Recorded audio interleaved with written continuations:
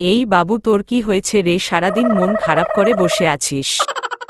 ও মা, আমার video viral হচ্ছে না, ফেসবুকে লাইক পড়ছে না, কেউ কমেন্ট দিচ্ছে না।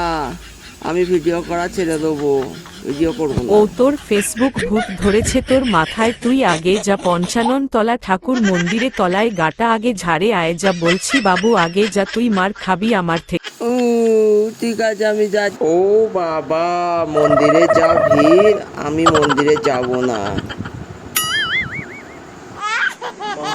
কি করে গাটা ছাড়তে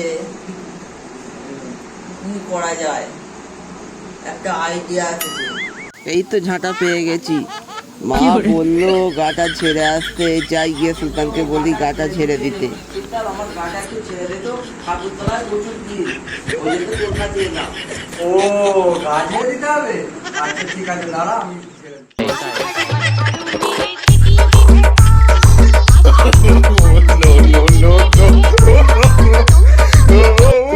ঝাড়ান ঝাড়লো, আমার সারা শরীর ব্যথা করে দিল। এই বাবু তুই এরকম কর। বললে গাটা ছেড়ে আসতে, গা যা ঝাড়ান ছেড়েছে না, সে আমি বুঝতে পারছি। যা হবে